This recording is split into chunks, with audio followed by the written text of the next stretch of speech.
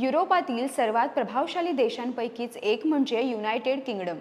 याच यूकेची राजधानी असलेल्या लंडनमध्ये शनिवारी 13 सप्टेंबरला तब्बल 1.5 लाख लोक रस्त्यावर उतरले आणि सरकारविरोधात जोरदार निदर्शनं केली. नुकतंच आपण नेपाळमध्ये पाहिलं, जिथं जेनझी तरुणांनी रस्त्यावर उतरून सरकार उलथवून लावलं. नेपाळमधल्या या घडामोडी ताज्या असतानाच आता अशाच प्रकारची आंदोलनं यूकेमध्ये झाली. ब्रिटनमधलं हे आंदोलन चर्चेत येण्याचं आणखी एक कारण म्हणजे यामध्ये जगप्रसिद्ध उद्योगपती आणि अमेरिकन अब्जाधीश इलॉन मस्क यांनीही सहभाग घेतला. सरकार बदलायलाच हवं असा थेट संदेश देत त्यांनी जनतेला संबोधित केलं. ब्रिटनमधलं गेल्या काही दशकातलं हे सर्वात मोठं आंदोलन असल्याचं आता बोललं जात आहे. पण ब्रिटनमध्ये एवढं मोठं आंदोलन नेमकं कशासाठी झालं? लंडनच्या रस्त्यावर लाखो लोक का जमली होती? यामध्ये इलॉन मस्कचा काय रोल आहे? या आंदोलनाचा नेता कोण आहे? सगळ्याची माहिती जाणून घेऊया या व्हिडिओतून. नमस्कार, मी अनिशा डुंबरे आणि कॅमेऱ्यावर आहेत सेजल जाधव. सगळ्यात आधी या आंदोलनाविषयी जाणून घेऊयात.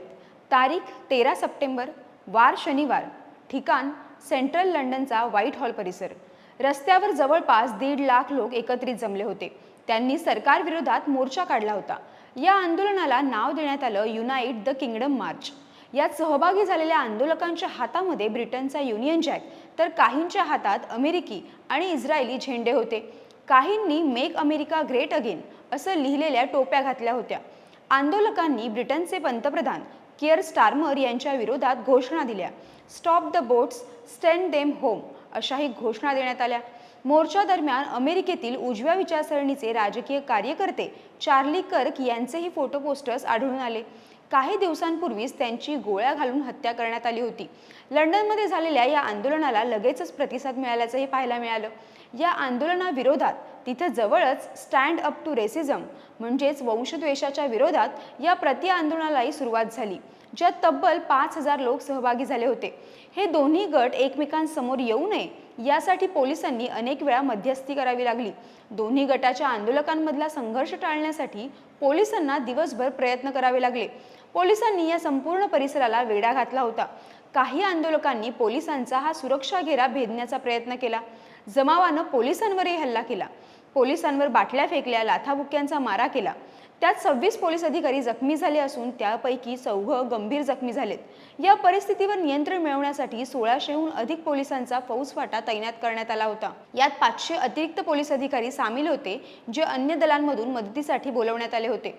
पोलिसांनी यापैकी 25 जणांना अटक केली. पण हे आंदोलन नेमकं कशासाठी करण्यात आलं? अशा परिस्थितीत लंडनच्या रस्त्यावर एवढी मोठी गर्दी का जमली आणि या गर्दीला नेमकं काय हवंय असा प्रश्न अनेकांना पडला.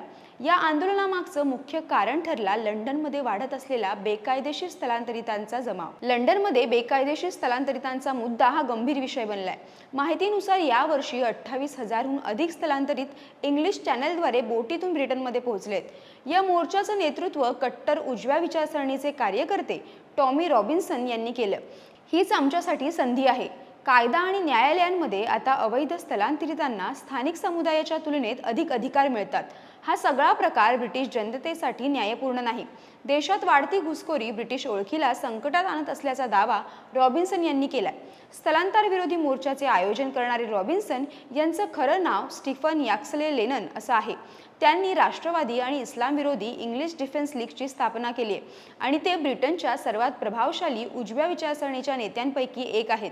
ब्रिटिश लोकांपेक्षा आता स्थलांतरितांना न्यायालयात जास्त अधिकार आहेत अशी टीका त्यांनी केली आहे. रॉबिन्सन यांनी राजकारण्यांवरही टीका केली आहे, तर भाषण स्वातंत्र्यावर जोर दिला. तर या विरोधातल्या आंदोलनात बोलताना खासदार डायन अबॉट यांनी वंशवाद आणि फॅसिझमला विरोध करण्याचं आवाहन केलं. ही ब्रिटनची आजपर्यंतची सर्वात मोठी रॅली मानली जाते.